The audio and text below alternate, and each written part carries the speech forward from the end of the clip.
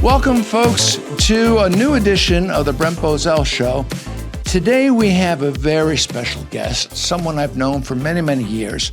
Cal Thomas is America's #1 syndicated columnist. Cal worked for Fox News for 19 years, and previously to that was with NBC News. We'll overlook it. He's a graduate of American University. He has, over his career, a 50-year career, he has been the author of 10 books, including A Watchman in the Night, that looks back on that 50-year career. And Cal, I've done a little calculation, and I think you and I have known each other for 42 of those 50 years. So that's kind of impressive. That's amazing. Okay, so I want to begin this, Cal, asking you this one question because of your experience in this business. I think it's important for you to expand on this. In a recent column, you were writing about Joe Biden's cognitive health. I want to quote what you wrote. When asked if a cognitive test was part of it, White House Press Secretary Karine Jean-Pierre stated flatly, no, because the doctor doesn't believe he needs one.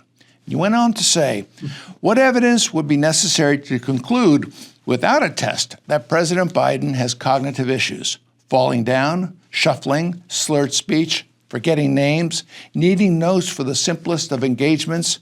The public sees all of these and more. Pretty devastating statement that you make. And Cal, I know you, and I know where your heart is, and it's not a brutal heart whatsoever. What does this say, not just about the president, but about, first question, about, and not just his press secretary, who's clearly lying, but about the media that are going along with it? What does this say to you? Well, let me give you a little perspective. I first wrote a column questioning Biden's cognitive state of mind about 8 months ago, and the editors at Tribune wouldn't let me publish it because they said I wasn't a doctor, he hadn't been fully diagnosed, and I tried to make the argument that he said in the 2016 campaign when he was asked by a reporter if he had had a cognitive test, he said, oh, I'm tested all the time. But there was no follow-up question, could we see the results? So we've moved from that to this latest statement by Karine Jean-Pierre, you read, that he doesn't need one. Well, you know, when you have symptoms of whatever it may be, I used an analogy later in the column. Let's say you're driving down the road at a high rate of speed and your car is weaving. Police officer pulls you over. He sees a bottle of liquor on the seat and smells alcohol on your breath and asks you to take a sobriety test. You refuse, but you can still be prosecuted for drunk driving. So if he refused the cognitive test because he allegedly didn't need it and still displays all of the symptoms of a cognitive problem, then I think you can still reach the same conclusion. Now, they've let me publish it now because a number of people are talking about it. But, you go back to how the media treats Democrats. You look and even starting with John F. Kennedy, who clearly had some medical issues, or even FDR, who was not allowed to be photographed in his wheelchair, Lyndon Johnson, who had health problems as well as other problems, and then Ronald Reagan, who a lot of the media accused of having cognitive issues before he was diagnosed with Alzheimer's after he left office, 2 years after he left office. So, the media play their usual double standard, but they can't ignore this anymore because it's so obvious to everybody. Yeah, if memory serves me right, with all the questions that the media raised about the president's cognitive condition, I'm talking about President Reagan, he took every test that was necessary to answer any question that might be raised. This is a man who everyone is focused on his cognitive abilities. I thought his State of the Union speech was just more of that. It was just screaming into the camera. And if the president is reduced to that, that's pretty serious. But I do remember with Ronald Reagan, nonstop stories by the national media questioning his cognitive abilities. So I find it more troublesome the media's lack of coverage than anything else. Okay, what do you say about this one? You and I have had some communications here. There have been a lot of stories in recent days about one media property after another either shutting down or about to shutter themselves. Every day seems to go by. CBS, LA Times, CNN, Vox, BuzzFeed. The list goes on and on. And anytime a story comes out about them collapsing, always the reason is some form of technological development that has made it impossible for them to sustain their energy. Do you believe that's it? That's the story? Well, when you hear that the best treatment or the best approach to a medical problem is to catch it early, the signs of lack of trust in the major media have been out there for a number of years. But when they first began to appear and subscriptions started to decline in newspapers, ratings started to decline at the major broadcast networks, the executives were either in continual denial or their biases covered up what would have been sound business decisions in any other form of business. The media are the only institution of which I'm aware that does not care what its consumers or potential consumers think. It's the most amazing thing. My wife owns a restaurant. Let's say she decided to replace her most popular dish with tofu, and the public didn't like it and stopped coming to her restaurant. And she'd say, I don't care what you don't like. I like it, and I'm going to continue to put it on the menu. She'd go out of business in a hurry. But with the media, they say the same thing. We're going to put this left-wing stuff out there. We're not going to cover any responsible conservatives or alternative ideas or scientific information that doesn't comport with the cult of climate change. And even if you stop buying the newspapers, and even if you stop watching our news shows, we don't care. And Gallup continues to show in their latest survey that trust in the media all around is at an all-time low. Now, you're right about some of the technology, but if they've gotten the first part right about trust and balance and fairness and ideological diversity, not just racial or gender diversity, we might not have the problem that we have right now. Yes, technology has contributed to it, but it's not the entire answer of the media's problem.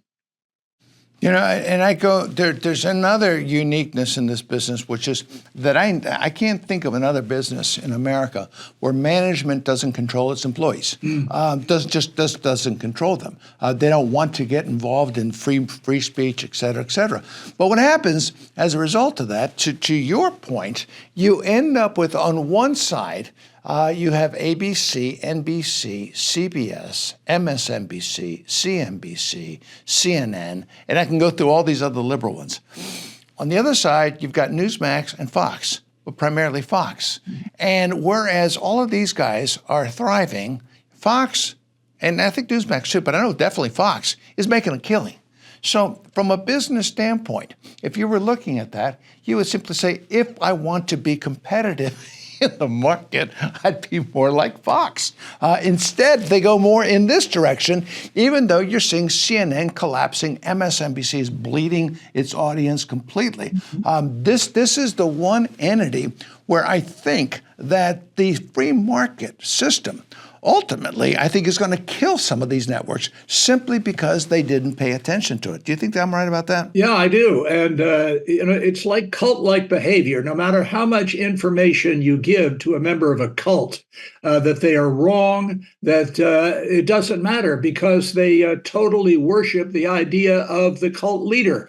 And the cult leaders of the major media are left-wing, secular progressives who have a worldview that extends from that bias. If you don't believe in God, if you don't believe there is an objective truth, if you don't believe in right and wrong that we all get to define in our postmodern culture, right and wrong for ourselves, even though it may contrast with somebody else's ideas, all of this worldview is going to be attacked attached to how you cover or don't cover the news. Our great friend Chris Plante says the greatest power the media have is the power to ignore. It's not just the bias in the stories they deign to cover, it's the lack of coverage in a lot of stories that would inform the public better than they do now. I wonder how many people understand what's going on really behind the scenes. If you're a conservative working in one of these entities, a couple of examples, and then I'll ask you if you can throw examples back at me. There was a story just recently about a conservative who was hired by the New York Times, I believe on their opinion page. And one day in the newsroom, he was eating a Chick-fil-A sandwich because he likes Chick-fil-A sandwiches. And somebody there started screaming at him. How dare he be eating that sandwich because Chick-fil-A is homophobic, transgressive, whatever the heck that means, and all sorts of other things. And this poor guy was trying to explain he was eating that sandwich because he likes Chick-fil-A sandwiches. And everyone ganged up on him, but I think it's the funniest thing. They all ganged up on him by snapping their fingers. It's just this one leftist way of showing your outrage. But that showed just how monolithic they are. Another example, I was meeting with a conservative columnist at a newspaper. I can't name it. We were in the lunchroom having a cup of coffee. And as we sat there, he was speaking in a very low voice. And I leaned over and I said, "Dick, why are you speaking in such a low voice?" And he said, "Look around you with your peripheral vision, and you'll see why." And I looked around, and I don't know if you remember those old E.F. Hutton commercials. Oh, yeah. Where somebody listening. Well, while we were speaking, everyone sitting around us had his ear cocked, listening to what we might be saying. And that's how uncomfortable he said it was to work there. He felt like every thought he had was being studied and analyzed by people who couldn't stand him because he was a conservative. Have you ever seen something like that? Yeah, well, I would have gone over and sat at their table and showed them that I wasn't the monster they thought I was. But yeah, I've got all kinds of stories over many years. Just a few years ago, a columnist for the New York Times called me about something. I'd known him for some time. And at the end of the conversation, he said, "By the way, are you still writing your column?" And I felt like saying, "Yeah, are you?" This was an indication that he, like many of the others in the so-called mainstream media, only read each other's stuff for reinforcement. I read their stuff if for no other reason than just to defend myself, my ideas against theirs, and to take apart their ideas. But they sit in this little bubble in New York, in Los Angeles, in Chicago, and pretend that their ideas are the only ones that matter. And that is bad for journalism, and it's bad for the country. The media, journalism, newspapers were the only business mentioned in the Constitution. The founders, even though they were attacked frequently and unfairly, and in what could bring lawsuits for libel today in today's courts, still believed that a free media was essential to a thriving constitutional republic, and that's why they put it in the Bill of Rights. But today we have a media that is about as bad in many ways as some totalitarian states. They are wedded at the hip to Democrats and to the liberal philosophy. The only time they endorse Republicans, you think of John McCain being endorsed in the primary by the New York Times. They didn't want him to be president. They wanted him to be the nominee because they felt he would lose the general election. And you look at the endorsements of papers that still do endorsements. 99% of them are Democrats. So this is why people no longer trust the media, and this is why they get their information from different sources. Unfortunately, a lot of those sources for younger people are TikTok and other social media. And now we have AI. You've seen some of this latest picture of Biden and Trump with their arms around each other and eating together. And that's all fake. But I think it is an indication of what can be coming in this election cycle to fool a lot of what Rush Limbaugh used to call low information voters. Yeah. Well, let's get behind the man with the most prolific syndicated newspaper record in history, which is you. What is it? What topic have you found over your career that turns you on the most? What is it that brings your quill to paper in a most aggressive way? Well, a couple of things. Whenever certain people, including those who claim to have some kind of great biblical insight, misquote scripture. I remember Al Gore at the 1992 Democratic Convention in New York, who said, "As the scriptures say, eye has not seen nor ear heard what we can do if we put our minds to it." Well, that's a direct misquotation of what that verse says. So I put the correct verse in there. And there are a number of these attempts to try to win over conservative evangelicals by misquoting out of context scripture. So I, read the Bible every day, and I know, along with the New York Times, so I know what each side is doing. One of my favorite lines. So I try to correct that. The other thing is, of course, the hypocrisy we mentioned a moment ago about Biden saying he's tested all the time, and now they say he doesn't need a test. Well, the media never follow up on that. They didn't follow up the first time when he said he was tested all the time. Well, can we see the results? Clearly, there's a cover-up. You don't have to be a conspiratist. You don't have to be a Republican. You just look at the evidence. But the problem today is that there are no facts. Ted Koppel once said, truth is a howling reproach. A howling reproach. But what is truth? We all have our personal truths anymore. So in writing my column, I start with a standard of right and wrong, things that never change. We are not the first people ever to walk the earth. We don't have to crawl out of a cave and discover the use of fire or invent the wheel. We can learn from the past, not to live in it, but to learn economically, foreign policy, interpersonally, what has worked in the past. We don't have to explore with all of these ideas about alternatives to marriage and polyamorous this and LGBTQ plus that and all of these other things. We have a history of what has happened to other great nations that won't control their borders, that lose a shared moral value system, and more than anything else, engage in massive national debt. This administration, in its latest budget proposal, wants to add another $7.3 trillion to our debt and think they can get it back by raising taxes on rich people and corporations. It's just disgusting. And so I write about it all the time, trying to remind people that debt is a bad thing, and also reminding people that the idea of reducing the deficit as opposed to the debt are two different things. I used an analogy in this upcoming column. If you spend $500 on your credit card last month and you only spend $400 this month, you could claim a reduction in your deficit, but you've added $900 to your debt. People need to take a course in economics. Leslie Midgley was Walter Cronkite's longtime producer. Yeah. He wrote an autobiography. It was fascinating, called "How Many Words Do You Want?" Talking about his career first in newspapers and then on television. And in the first half, he asked the rhetorical question, what is news? And he gave, I thought, the perfect answer. He said, in newspapers, news is what the editor says it is. And then when he went to television, he asked the rhetorical question, what is news? And his answer was, news is what the producer says it is.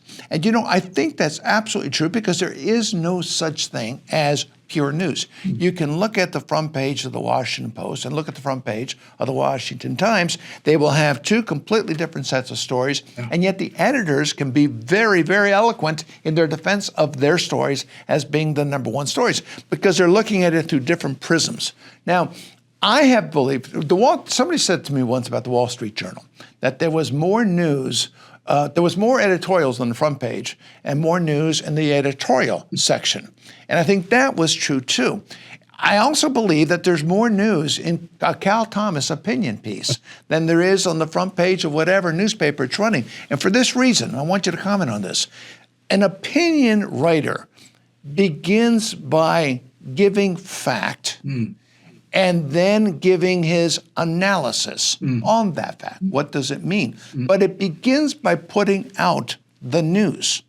So you talk about everything you talked about. It just begs the question: where have you seen this in the news media? Where have the media reported on the deficit and the debt? Where have they reported on the cognitive abilities? So should people go to the opinion pages if they want to get the news? Well, it depends on what opinion pages. If you go to the opinion pages of the New York Times, going back to what I said earlier, virtually all of them, with rare exceptions, explore events in our time through a secular progressive worldview. Government is good, spending is good, taxing the rich and evil corporations is good. The federal government, I constantly write, takes in record amounts of revenue. It's not the lack of money, it's the lack of discipline. And I have called for on numerous occasions, as have others now, an outside auditing firm, a bipartisan or even nonpartisan auditing firm, to come in and do to the federal government what any decent business would do to itself, to audit the government and see what programs are working and what are not, which are outmoded and which are not, which could be done better by the private sector and at less cost than the federal government. All of this is natural to a business, but is unnatural to the federal government. It is because, and the government has been doing this since the Franklin Roosevelt administration. You look at Calvin Coolidge, who was about self-reliance and living within your means. This is the 100th anniversary of his ascension to the presidency. And I've been going back and looking at some of his tremendous quotes about taxes and government and the role of government and spending and debt. And people should look at this stuff. Even Bill Clinton had several balanced budgets. Granted, it was before the pandemic and the latest war in Ukraine, but it shows that it can be done. But what the politicians do is load up the spending and benefits to addict more and more people to government so they can say, don't vote for the conservatives or they'll take your check away.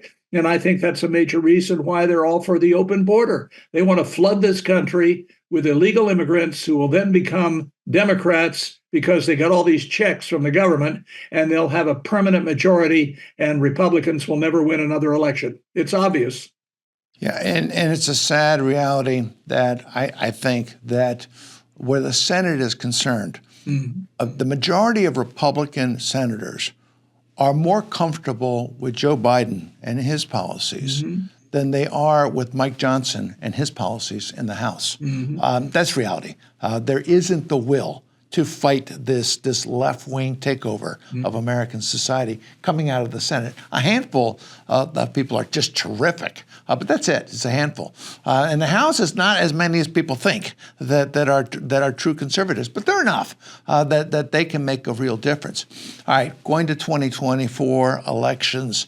Final question. Do you believe they will be fair enough so that we can say they are fair elections? And I mean, there might be a little cheating here and there, but you know what I mean, that overall fair elections, number one, and number two, who's going to win? Well, on number two, you don't think I was going to ask you an easy question?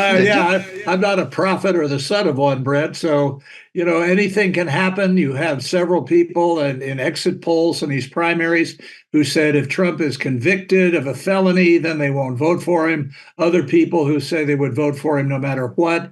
You've got to win. You got to win the suburban women. Already, the media are starting to flood the information zone with negative Trump stories. And I think you're going to see a lot of that. It's amazing to me that Biden is spending $30 million on a media campaign in several swing states, when, as somebody noted in one of the papers I read this morning, that those under 50 are not watching TV. So I don't know what he's going to say on these, unless it's going to be the old shibboleth about those evil Republicans are going to take away your Social Security checks.